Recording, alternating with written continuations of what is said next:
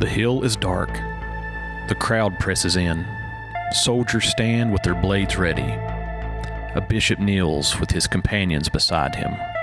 In the shadows, torches flare. The air is heavy with silence, and then the sword falls. A head strikes the earth. Blood darkens the ground. Gasp break from the watching crowd. Surely this is the end. Surely the preacher is silenced. But then, something unthinkable. The body stirs, rising to its feet, steady, unshaken. It bends down and it takes up the severed head in both hands, and then it lifts it high. The eyes of the head gaze upwards towards heaven. The lips still whisper prayers and still preach Christ crucified. And the body, impossibly, begins to walk. Step by step through the streets of Paris, the headless bishop carries himself past torches, past stunned soldiers, past men and women who fall to their knees in awe. Mile after mile, he walks until at last he falls, and the place where he collapses becomes holy ground. This is no parable, no tale from the Brothers Grimm. This is the story told by the church. It is the story of Saint Denis, the bishop who would not be silenced by death, the martyr who carried his head.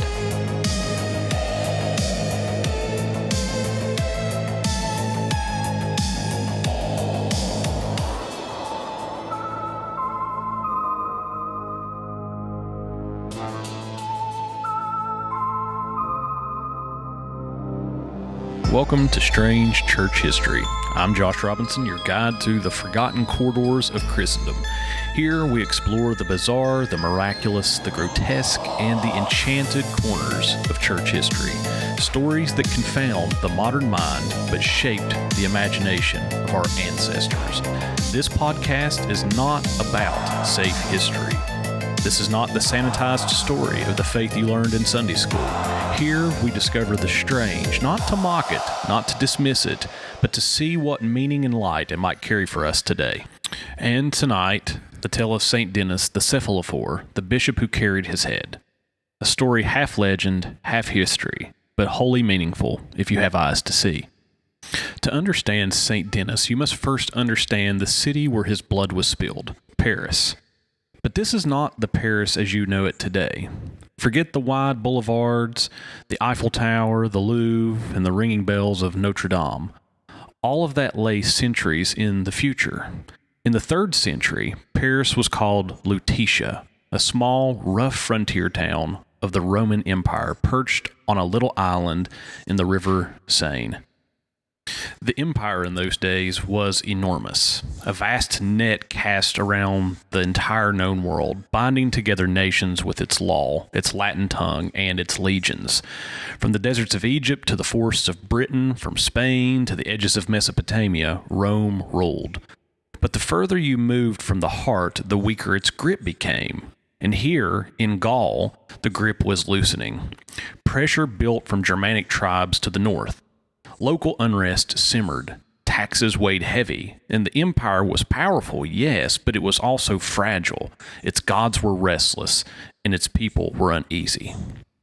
Lutetia was no glittering capital. It was a frontier outpost. Its streets were narrow, its homes were simple. Roman soldiers patrolled its bridges, keeping watch over a people who half feared and half resented their presence. Around the city stood temples dedicated to the old gods: Jupiter, king of the sky; Mars, lord of war; Mercury, patron of trade and speed.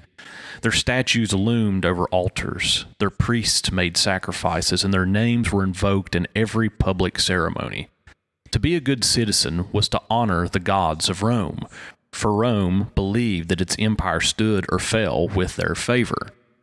But into this world came a whisper, a dangerous whisper, a voice of defiance that dared to say, "These gods are nothing." A people who refused to bow, who refused to sprinkle incense on the emperor's altar, who called themselves followers of Christus. a crucified Jewish man whom they proclaimed as Lord of heaven and earth. To the Romans, these people were atheists, haters of mankind, rebels who threatened the very order of society. For if Christ is not Lord, then what holds the empire together? The Christians were small in number, but their message spread like wildfire. They offered hope to the poor, dignity to the slave, forgiveness to the guilty, and a kingdom greater than Rome itself. They did not build temples of stone, but gathered quietly in homes in those early days, whispering prayers and breaking bread. And though they were hunted, though they were despised, they grew. For their secret was simple. They carried not the sword, but the cross. And even the sword could not kill their faith. And it was into this city, around the year 250, that a bishop came. He was sent, some say, by the Bishop of Rome himself, Clement, to plant the gospel in the soil of Gaul. This man, this bishop's name, was Denis. Now, we know very little of Denis's early life. His beginnings are kind of veiled in mystery. Later tradition claimed that he was perhaps Italian, and perhaps even from the city of Rome itself. Some say that he was sent, as we've already said, by Clement, the Bishop of Rome, as a part of a wider mission to bring the gospel into the wild, untamed edges of Gaul. Now, whether or not the details are exact, this much is true. Denis was a man commissioned, sent as a herald of Christ into a land ruled by other gods. And Denis did not come alone. At his side were two companions, Rusticus the priest and Eleutherius the deacon. The three of them journeyed north together, crossing lands held by Rome, but still raw with tribal unrest, until at last they reached the small city called Lutetia. To many, it would have looked like the end of the earth, a dangerous place where Roman power wore thin. But for Denis, it was the very soil where the kingdom of God was about to be planted. Together, they were like a spark struck on dry tinder. Wherever they went, they spoke of Christ, the crucified and risen King, who had broken the powers of death. They preached in marketplaces, they reasoned with philosophers, they spoke to laborers, to women, to slaves, and hearts began to turn. They baptized converts in the waters of the Seine River, as though a new Jordan had opened up in the heart of Gaul. They celebrated the mysteries of the Eucharist, sanctifying humble homes and rooms in the presence of a king who was greater than Caesar. They cast down idols, not with hammers, but with words. Denis did not smash the temples of Jupiter or Mercury with stone or fire. No, he did something far more dangerous. Imagine this scene with me, if you would. Priests standing in their temples waiting for the people to come, waiting for sacrifices of grain, of meat, and of incense. And fewer and fewer start to arrive. The flocks begin to desert their gods. The prayers grow silent, the offerings dwindle, and in the streets a new song begins to rise. Psalms sung in the night, prayers to Christ. The city was beginning to listen. But the empire does not easily release its grip. For every convert won, a priest of the old ways grew angry. For every temple emptied, a Roman official grew suspicious. The whispers reached the ears of the governors. There is a sect in the city. They say there is another king, one greater than Caesar. They refuse to worship the gods who have protected Rome for centuries. If this spreads, it will mean unrest. It will mean rebellion. And so the priest of the old cults cried out to the authorities. The Roman officials, ever cautious, began to watch Denis and his companions with narrowed eyes. It was one thing for Christians to trouble Rome in the east, far away in Judea, in Asia Minor. But here, in the frontier city of Lutetia, where loyalty was already thin, this was dangerous. If Christ was Lord, then Caesar was not, and Rome would not suffer rivals. And so Denis, Rusticus, and Eleutherius were seized. The spark they carried had caught flame, and the empire moved swiftly to stamp it out. The Emperor Decius had unleashed one of the fiercest persecutions the church would ever know. Across the empire, Christians were hunted, dragged into courts, and given one choice: burn incense to the gods or die. Rome was bleeding, threatened by enemies on every frontier, and the empire demanded unity, demanded loyalty, and to refuse was treason. To refuse was rebellion. And so Denis, Rusticus, and Eleuterius were seized. The bishop, the priest, the deacon, the leaders of this fragile, dangerous little church in Paris. They were hauled before the governor, questioned, and accused. Did they know the gods had protected Rome for centuries? Did they not see the might of the legions, the weight of the law, and the glory of the empire? Who was this crucified Jewish man that they proclaimed as king? And their crime, what was it?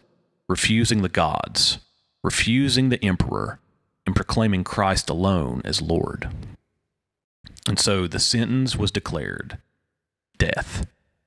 They were led outside the city walls, the streets filled with spectators, some jeering, some silent, some fearful. For in those days, an execution was more than punishment. It was theater.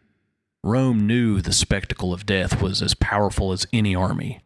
It reminded the people who held the sword. And so the prisoners were taken to the hill on the edge of Paris, a place that would be forever marked by blood. The hill was called Montmartre, the mountain of the martyr. Crowds pressed in around the soldiers, torches lit the air with a wavering glow. The bishop and his companions were made to kneel. The sword was raised, and one by one the servants of Christ were struck down. First Eleuterius the deacon, then Rusticus the priest, and at last Denis himself, bishop of Paris, shepherd of the flock, who lifted his eyes to heaven as the blade fell. His head fell to the earth. Blood ran down the stones, and the crowd gasped. Surely this was the end. Surely Rome had silenced the preacher. But that was not the end. Legend tells us when the bishop's head rolled upon the ground, his body did not collapse in defeat. Instead, it rose. With calm, deliberate movement, Denis bent, lifted his head with his own hands, and stood upright.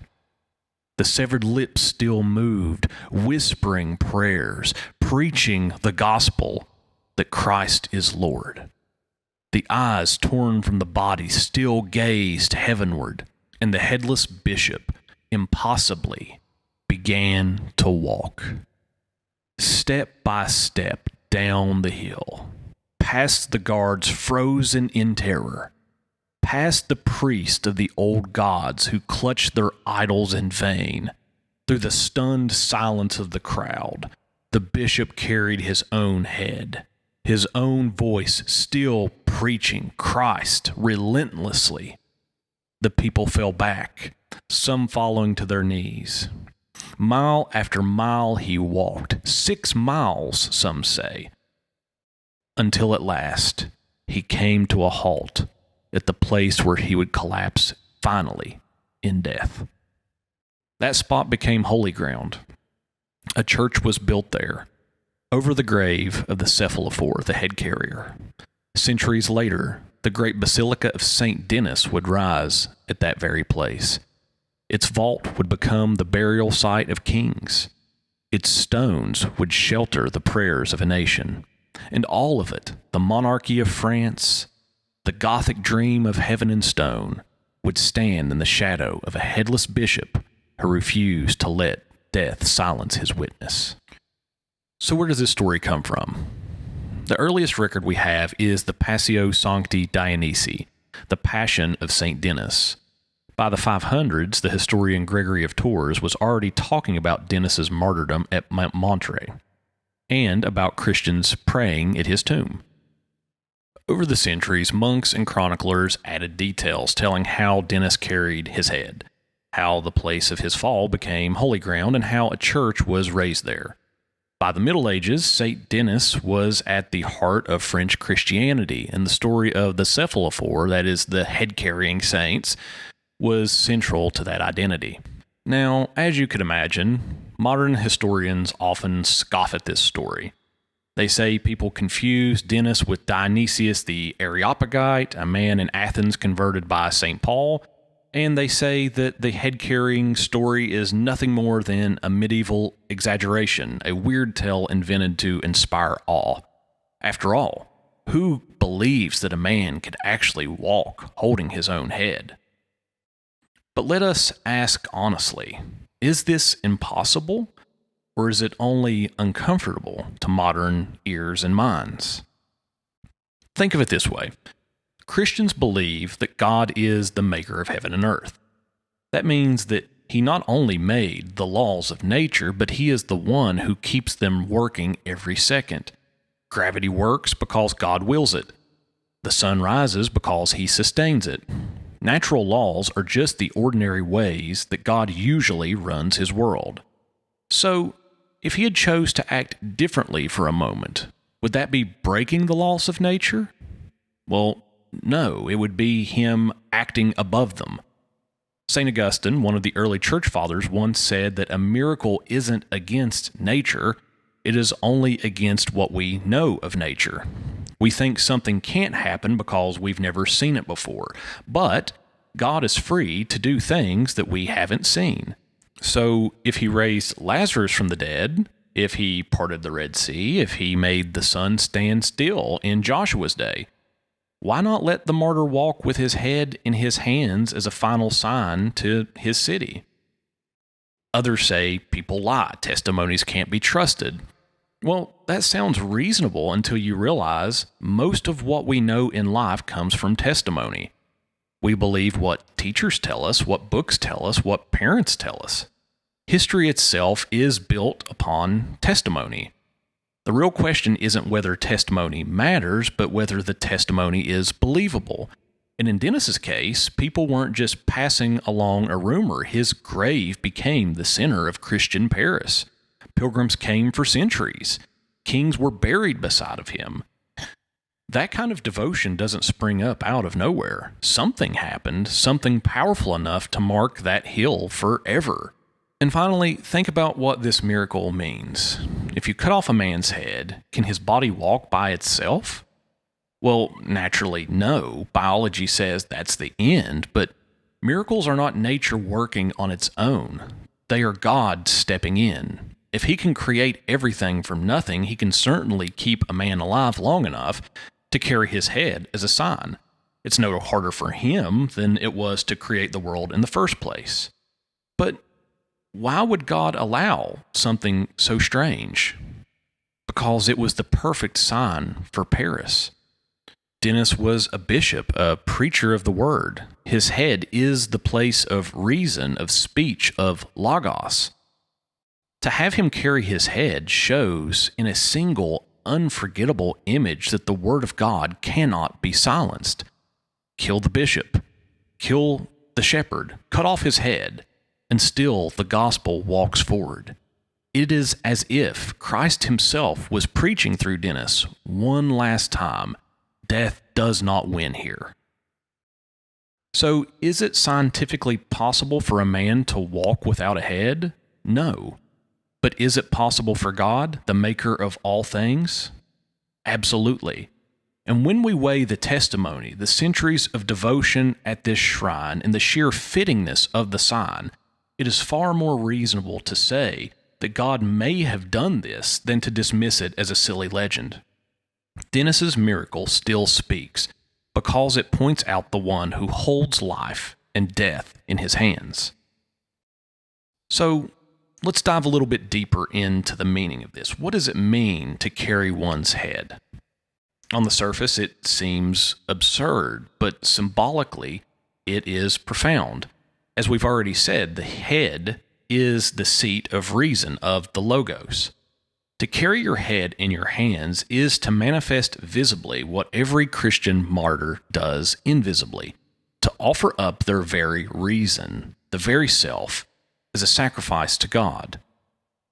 Denis becomes, in this act, a sort of living liturgy. He is both priest and sacrifice. His body, headless, continues its procession.